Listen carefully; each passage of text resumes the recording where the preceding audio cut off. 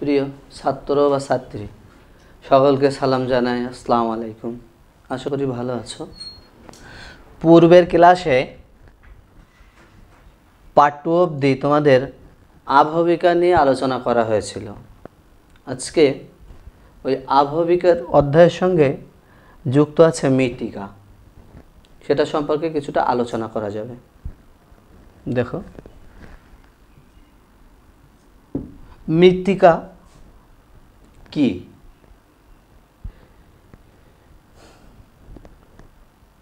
Soil কথাটি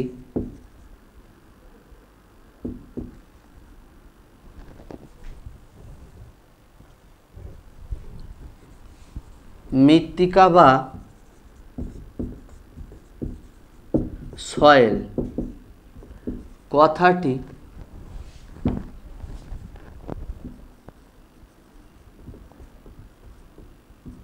Latin শব্দ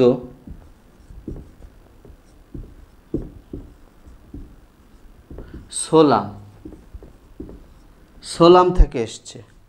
Latin শব্দ সোলাম থেকে এসছে, যার অর্থ মেঝে, ভূমি বা মেঝে। তাহলে মৃত্তিকা এর সংজ্ঞা বলার আগে, ডেফিনেশন বলার আগে এর উৎপত্তিটা কোথা থেকে এটা জানতে হবে। কোন শব্দ থেকে এর উৎপত্তি হচ্ছে?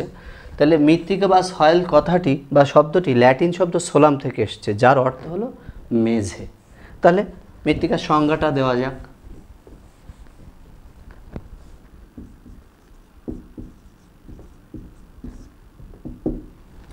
মৃত্তিকার সংজ্ঞা বা মৃত্তিকা কাকে বলে? মৃত্তিকা হলো ভূপৃষ্ঠের উপরে পড়ে থাকা আবহবিকারগ্রস্ত, শিথিল, নিষ্ক্রিয়, নরম, কঠিন, ভঙ্গুর পদার্থ, যার সঙ্গে জৈব অজৈব বস্তু মিশ্রিত থাকে এবং যাকে উদ্ভিদ ধারণ করে। তাহলে কি বলা হলো? মৃত্তিকা হলো ভূপৃষ্ঠের উপরে পড়ে থাকা আবহবিকারগ্রস্ত, শিথিল, নরম, নিষ্ক্রিয়, কঠিন, ভঙ্গুর পদার্থ, যার সঙ্গে জৈব অজৈব পদার্থ মিশ্রিত থাকে এবং যার উপর উদ্ভিদ জন্মায় বা যা উদ্ভিদ ধারণ করে, তাকে বলা হয় মৃত্তিকা। মৃত্তিকা বিজ্ঞানী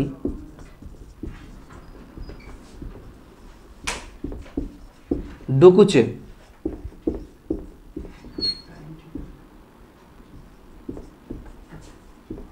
মৃত্তিকার যে সংজ্ঞা দিয়েছে, মৃত্তিকার সংজ্ঞা দিয়েছে যেটা, সেটা কি? মৃত্তিকা বিজ্ঞানী ডুকুচে মৃত্তিকার সংজ্ঞা দিয়েছে কি? মৃত্তিকা হলো ভূপৃষ্ঠের উপর পড়ে থাকা এমন এক বস্তু যাতে ভূপৃষ্ঠের উপর পড়ে থাকা এমন এক বস্তু যেটা আবহবিকারগ্রস্ত হয় জলবায়ু, ভূপ্রকৃতি, জীবমণ্ডল এবং মানুষের ক্রিয়াকর্মের দ্বারা পরিবর্তিত ও রূপান্তরিত হয়, তাকে বলা হয় মৃত্তিকা। মৃত্তিকা বিজ্ঞানী ডকুসেভের মতে মৃত্তিকা হলো ভূপৃষ্ঠের উপরে পড়ে থাকা আবহবিকারগ্রস্ত পদার্থ, যা আবহবিকার, জলবায়ু, ভূপ্রকৃতি, জীবমণ্ডল এবং মানুষের জটিল কর্ম প্রক্রিয়ার দ্বারা পরিবর্তিত ও রূপান্তরিত হচ্ছে, যার উপরে আমরা বসবাস করি, সেটা হলো মৃত্তিকা। এবার মৃত্তিকার উপাদান।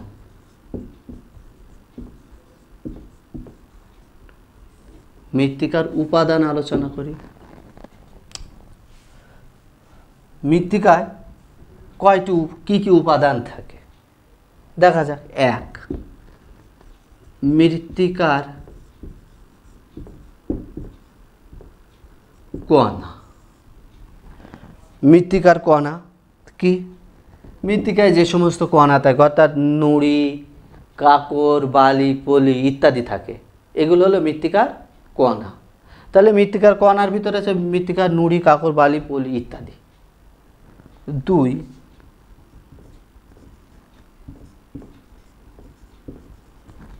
মৃত্তিকার খনিজ পদার্থ।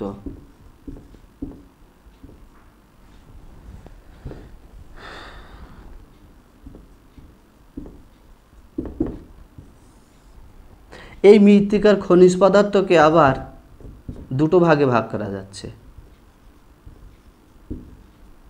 প্রধান খনিজ,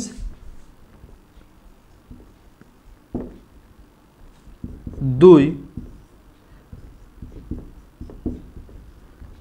গৌণ খনিজ। প্রধান খনিজ আর গৌণ খনিজ। তাহলে মৃত্তিকার উপাদানের ভিতরে প্রথম মৃত্তিকার কণা আলোচনা করলাম, যে নুড়ি, কাকর, বালি, পলি ইত্যাদি এগুলো মৃত্তিকার কণা। দ্বিতীয়ত মৃত্তিকার খনিজ, মৃত্তিকায় যে খনিজ পদার্থ থাকে সেগুলো মৃত্তিকার খনিজ। এই খনিজ পদার্থকে আমরা 2 ভাগে ভাগ করতে, প্রধান খনিজ আর গৌণ খনিজ। প্রধান খনিজের ভিতরে কোয়ার্টজ, ফেলসপার, অভ্র, হর্নব্লেন ইত্যাদি, পাইরক্সিন। তাহলে কি প্রধান খনিজের ভিতরে কোয়ার্টজ, ফেলসপার, অভ্র, হর্নব্লেন, পাইরক্সিন, অলিভিন ইত্যাদি। গৌণ খনিজের ভিতরে কি আছে? গৌণ খনিজের ভিতরে আছে কার্বন, সিলিকন, লোহা, পটাশিয়াম, অ্যালুমিনিয়াম, সালফার প্রভৃতি। তাহলে মৃত্তিকার প্রধান খনিজ আলোচনা করলাম, গৌণ খনিজ কি তাও আলোচনা করলাম। আবার একবার বলি, গৌণ খনিজের ভিতরে আছে কি? Carbon, silicon, aluminium, potassium, sulphur, লোহা ইত্যাদি। এবার চলে আসি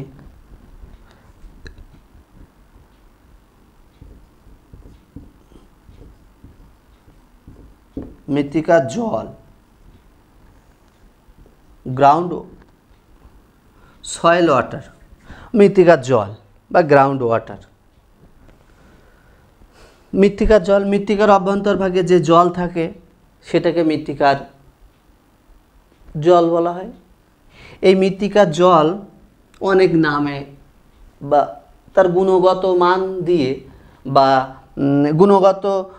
বা তার চরিত্র বা বৈশিষ্ট্য অনুসারে বা তার গুণগত মান অনুসারে আলাদা আলাদা ভাগে ভাগ করা যায়। অভিকর্ষজ জল, জলাকর্ষীয় জল, কৈশিক জল, রাসায়নিক জল। তাহলে মৃত্তিকার অভ্যন্তরভাগে যে জল থাকে তাকে মৃত্তিকার জল বলে বা সয়েল ওয়াটার বা গ্রাউন্ড ওয়াটার। এই সয়েল ওয়াটারটা কয়েকটা ভাগে ভাগ করা যাচ্ছে, কি? অভিকর্ষজ জল,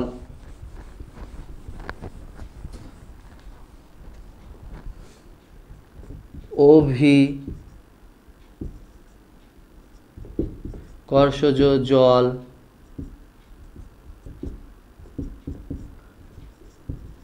জলাকর্ষী জল, কৈশিক জল আর রাসায়নিক জল। তাহলে জলটা, মৃত্তিকার জল কয়টি? 2 নম্বর মাধ্যমিকে দিল। মৃত্তিকার জল কাকে বলে বা মৃত্তিকার জল? তখন মৃত্তিকার অভ্যন্তরভাগে যে জল উপস্থিত থাকে তাকে মৃত্তিকার জল বলে বা গ্রাউন্ড ওয়াটার বা সয়েল ওয়াটার বলে। একে কয়েকটি ভাগে ভাগ করা যায়: অভিকর্ষজ জল, জলাকর্ষী জল, কৈশিক জল, রাসায়নিক জল ইত্যাদি। পরে কি আছে? মৃত্তিকার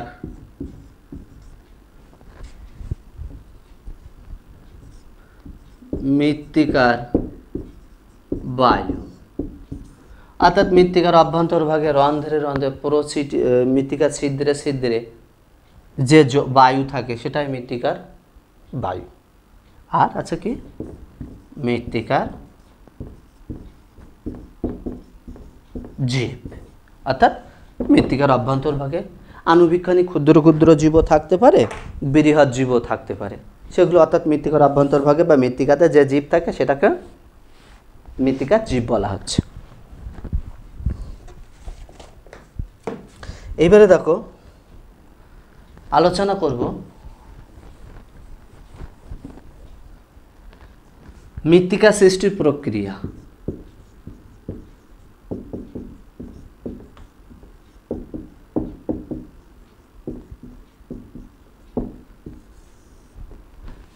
অর্থাৎ কি প্রক্রিয়া মৃত্তিকা সৃষ্টি হচ্ছে। এক, প্রাথমিক প্রক্রিয়া।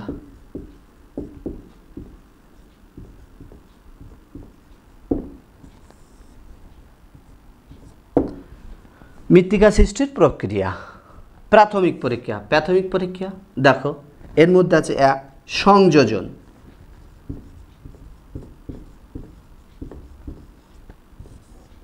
কি হয় এক্ষেত্রে? মৃত্তিকার জল, খনিজ পদার্থ, জৈব পদার্থ প্রভৃতি সংযোজন ঘটে। মৃত্তিকার প্রাথমিক প্রক্রিয়া চারটি ভাগে ভাগ করা যাচ্ছে। সংযোজন, আচ্ছা অপসারণ,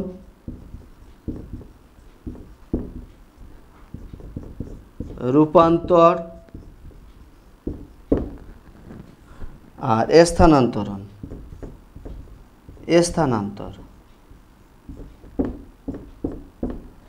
সংযোজন এক্ষেত্রে মৃত্তিকার জল, খনিজ পদার্থ, জৈব পদার্থ ইত্যাদির সংযোজন ঘটে। অপসারণ এই প্রক্রিয়ায় বাষ্পীভবনের ফলে মৃত্তিকার জল অপসারণ হয় এবং ক্ষয়ের ফলে বিভিন্ন পদার্থ অপসারিত হয়। ক্ষয়ের ফলে মৃত্তিকার অপসারণ হয় বা বিভিন্ন পদার্থ অপসারিত হয়। রূপান্তর এটা কিভাবে হয়? খনিজ জৈব পদার্থের এক্ষেত্রে খনিজ জৈব পদার্থগুলো ক্রিয়া বিক্রিয়ার মাধ্যমে রূপান্তরিত হয়। যেমন হিউমাস আবার শেষে বিক্রিয়া করে খনিজীকরণের মাধ্যমে বিভিন্ন খনিজ পদার্থ পরিবেশে ফেরত আসে, এক্ষেত্রে রূপান্তর হয়। আর স্থানান্তরণ এক্ষেত্রে মৃত্তিকার উপাদান এক স্তর থেকে অন্য স্তরে চলে যায়। এক্ষেত্রে স্থানান্তরের ক্ষেত্রে মৃত্তিকার উপাদানগুলো এক স্তর থেকে অন্য স্তরের দিকে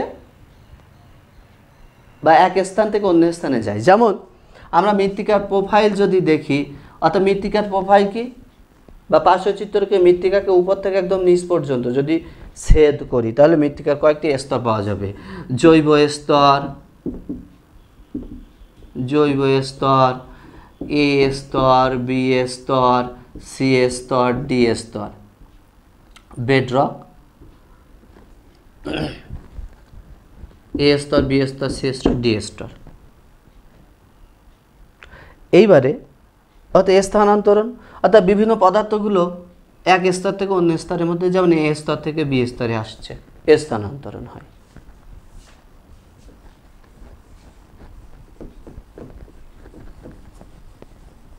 দুই, মৌলিক প্রক্রিয়া।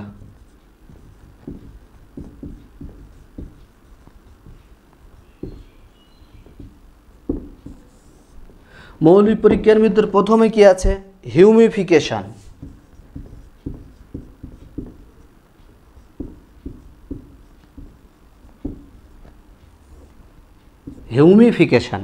আগে জানতে হবে হিউমাসটা কি, তার থেকে হিউমিফিকেশন।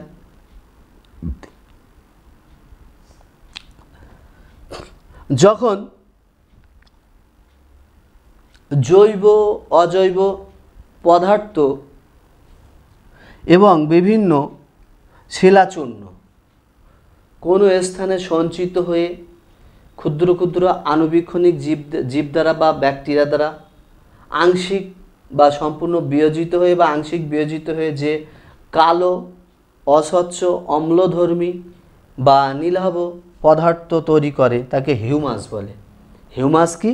বিভিন্ন জৈব অজৈব পদার্থের সঙ্গে শিলাচূর্ণ ইত্যাদি থাকে, সেগুলো যখন নিম্নভূমিতে বা কোনো স্থানে সঞ্চিত হয়ে ক্রিয়া বিক্রিয়া আণুবীক্ষণিক জীব বা ছত্রাক ব্যাকটেরিয়া ইত্যাদির দ্বারা বা ব্যাকটেরিয়ার দ্বারা ইত্যাদি ক্রিয়া বিক্রিয়ার ফলে যে কালো অস্বচ্ছ অম্লধর্মী বা নীলাভ পদার্থ তৈরি করে তখন তাকে বলে হিউমাস। এই হিউমাস তৈরির প্রক্রিয়াটাই হলো হিউমিফিকেশান। হিউমাস তৈরির প্রক্রিয়াটাই হলো হিউমিফিকেশান। এই হিউমিফিকেশানকে আবার কয়েকটি ভাগে ভাগ করা যায়। মুক্ত বায়ুর উপস্থিতিতে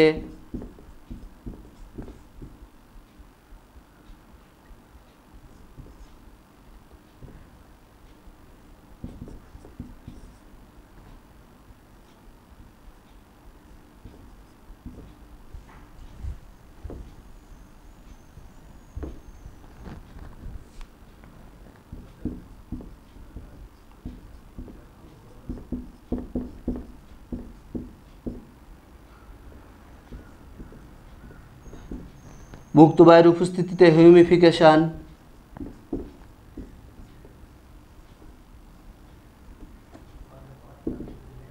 অম্ল হিউমিফিকেশান, মরু হিউমিফিকেশান,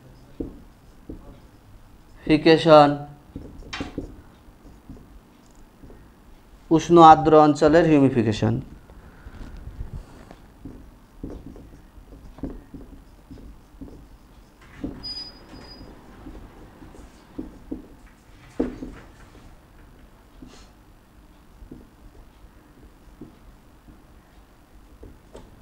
তাহলে হিউমিফিকেশানকে আবার কয়েকটা ভাগে ভাগ করে হিউমাস কাকে বলে, সেখান থেকে হিউমিফিকেশান আর হিউমিফিকেশানকে আবার কয়েকটি ভাগে ভাগ, অর্থাৎ মুক্ত বায়ুর উপস্থিতি হিউমিফিকেশান, যখন হিউমাস তৈরির ক্ষেত্রে বা হিউমিফিকেশানের জন্য মুক্ত অক্সিজেন উপস্থিতি প্রয়োজন হয়।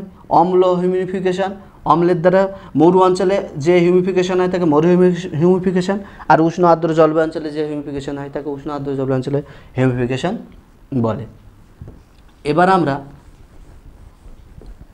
যাই দেখি খনিজীকরণ। পরেরটা, প্রথমে হিউমিফিকেশান গেল,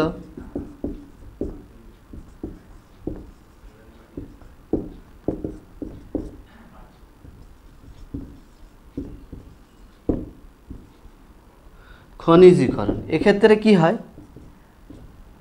এক্ষেত্রে হিউমাস O2 দ্বারা জারিত হয়। হিউমাস অক্সিজেন দ্বারা জারিত হয়ে জল, কার্বন ডাইঅক্সাইড ও হিউমাস তৈরি করে এবং বিভিন্ন খনিজ পদার্থ তৈরি করে। একে বলা হয় খনিজীকরণ। এক্ষেত্রে কি হয়? এক্ষেত্রে হিউমাস অক্সিজেন দ্বারা জারিত হয়ে জল, কার্বন ডাইঅক্সাইড এবং হিউমাস গঠনকারী খনিজ পদার্থ তৈরি করে বা খনিজ পদার্থ পৃথকীকরণ করে। একে বলা হয় খনিজীকরণ। দ্বিতীয়টা। এবার তৃতীয় দেখি, তৃতীয় ক্ষেত্রে কি হয়? এলুভিয়েশন।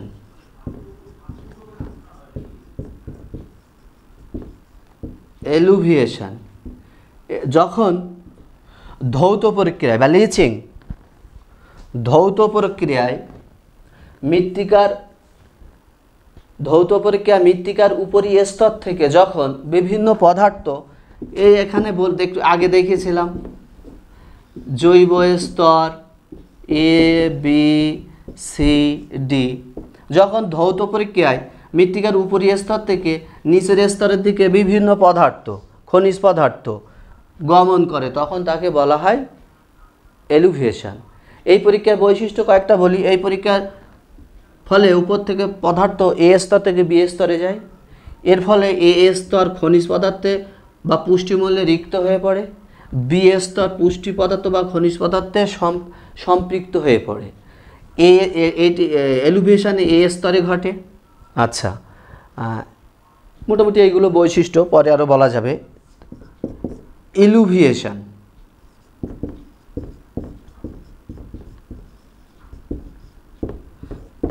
এটি বি স্তরে ঘটে, অর্থাৎ এ স্তর থেকে পদার্থগুলো যখন ধৌত পরীক্ষায় বি স্তরে জমা হয় তখন তাকে বলা হয় ইলুভিয়েশন। এবারে সঞ্চয় হওয়ার এই প্রক্রিয়াটাই হলো ইলুভিয়েশন, অর্থাৎ এ স্তর থেকে যখন বি স্তরের দিকে বিভিন্ন পুষ্টি পদার্থ এসে জমা হয়, এ স্তর বা বি স্তর বলতে কার? মৃত্তিকার। মৃত্তিকার এ স্তর থেকে যখন মৃত্তিকার বি স্তরে বিভিন্ন পুষ্টি মৌল বা পুষ্টি পদার্থ বা খনিজ পদার্থ এসে জমা হয়, তখন জমা হওয়া সেই প্রক্রিয়াকে বলা হয় ইলুভিয়েশন। এর কয়েকটা বৈশিষ্ট্য আছে। এটি সাধারণত বি স্তরে ঘটে। এখানে সাধারণত পুষ্টি মৌল বা পুষ্টি পদার্থের সঞ্চয় ঘটে। এই এ স্তর এই ইলুভিয়েশন প্রক্রিয়ার ফলে খনিজ পদার্থ, পুষ্টি মৌল ইত্যাদি দ্বারা সম্পৃক্ত হয়ে পড়ে। এই স্তর ক্রমশ পরিণত হতে থাকে এই ইলুভিয়েশনের ফলে। ঠিক আছে, চলে আসি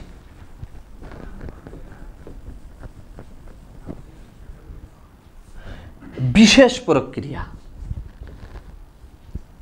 এবার আমরা আলোচনা করব সি, বিশেষ প্রক্রিয়া।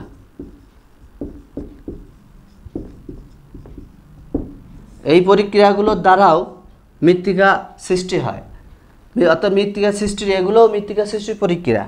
এক, ল্যাটেরাইজেশন।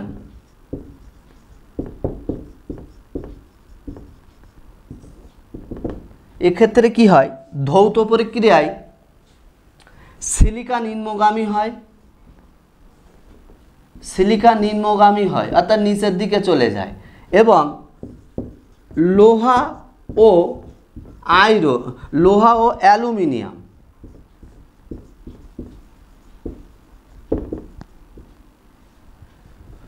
মৃত্তিকার উপরি স্তরে জমা হয়। এই লোহা ও অ্যালুমিনিয়াম অক্সিজেনের সঙ্গে যুক্ত হয়ে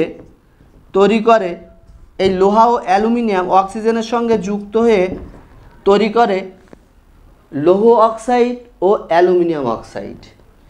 এই অ্যালুমিনিয়াম অক্সাইড আর লৌহ অক্সাইড যুক্ত হয়ে তৈরি করে সেস্কুই অক্সাইড, যেটা ক্রমাগত আর্দ্রতা ও শুষ্কতার মাধ্যমে তৈরি করে ল্যাটেরাইট। তাহলে কি বললাম? তাহলে ধৌত পরীক্ষা মৃত্তিকা থেকে সিলিকা নিম্নগামী হয়ে যাবে, পড়ে থাকবে লোহা ও অ্যালুমিনিয়াম। এই লোহা ও অ্যালুমিনিয়াম অক্সিজেনের সঙ্গে যুক্ত হয়ে তৈরি করবে লৌহ অক্সাইড ও অ্যালুমিনিয়াম অক্সাইড। এই লৌহ অক্সাইড ও অ্যালুমিনিয়াম অক্সাইড পরস্পর যুক্ত হয়ে তৈরি করবে সেস্কুই অক্সাইড। এই সেস্কুই অক্সাইডটা ক্রমাগত আর্দ্রতা ও শুষ্কতার মধ্য দিয়ে তৈরি করবে শক্ত একটি মৃত্তিকা, যেটাকে বলে ল্যাটেরাইট। এই ল্যাটেরাইট তৈরি প্রক্রিয়াটা হলো ল্যাটেরাইজেশন। পরে চলে আসি পর্যালাইজেশন।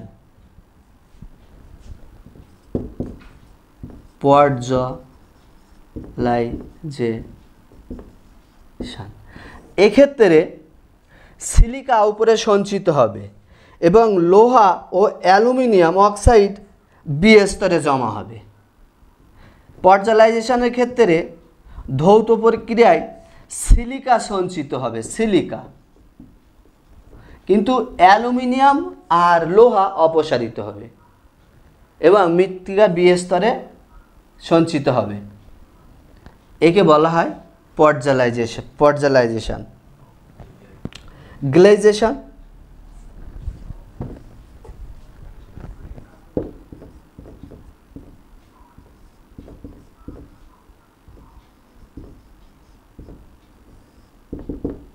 এক্ষেত্রে জলমগ্ন এলাকাতে এটি হয়। এক্ষেত্রে অক্সিজেনের পরিমাণ কম থাকায়, O2 পরিমাণ কম থাকায় জারণের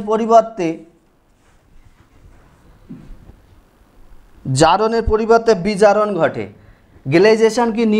নিম্ন জলমগ্ন অঞ্চলে অক্সিজেন কম থাকে, তার ফলে জারণের পরিবর্তে বিজারণ ঘটে এবং সেক্ষেত্রে অম্লের সৃষ্টি হয়। জারণের পরিবর্তে যখন বিজারণ হয় তখন অম্ল তৈরি হয় এবং এক্ষেত্রে Fe3+ আয়ন Fe2+ আয়নে পরিণত হয়। ক্যালসিফিকেশান, এরপরে কি ক্যালসিফিকেশান।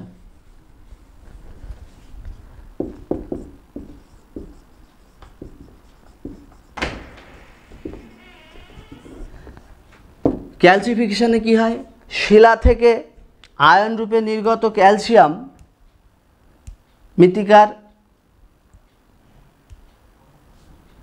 জল বা শিলা থেকে আয়ন রূপে নির্গত ক্যালসিয়াম কার্বন ডাইঅক্সাইড ও জলের সঙ্গে বিক্রিয়া করে তৈরি করে ক্যালসিয়াম বাইকার্বনেট।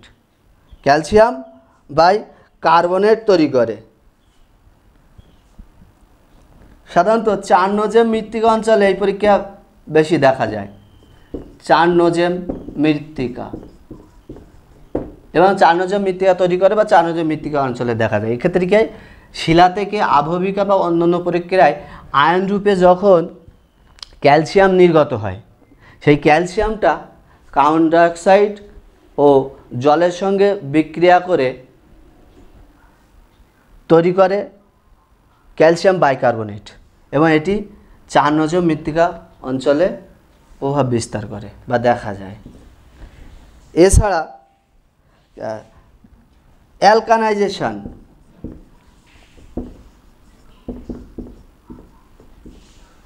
অ্যালকানাইজেশনটা কি, মরু অঞ্চলে মৃত্তিকায় সালফেট বা মৃত্তিকায় সোডিয়াম আয়ন, সালফেট না সোডিয়াম আয়ন সঞ্চিত হয়। এই সোডিয়াম আয়নটা তীব্র ক্ষারধর্মী, ফলে মৃত্তিকায় যে জৈব পদার্থ থাকে সেগুলোকে দ্রবীভূত করে দেয়। তাহলে কি মরু অঞ্চলে মৃত্তিকাতে সোডিয়াম আয়ন বেশি থাকে, যা মৃত্তিকার জৈব পদার্থকে দ্রবীভূত করে দেয় এবং মৃত্তিকা কণার চারপাশে কালো স্তর তৈরি করে। মৃত্তিকা কণার চারপাশে কালো স্তর তৈরি করে। সালফার সোডিয়ামের এই সঞ্চয়কে বলা হয় অ্যালকানাইজেশন। স্যালিনাইজেশন, এছাড়া আছে কি স্যালিনাইজেশন।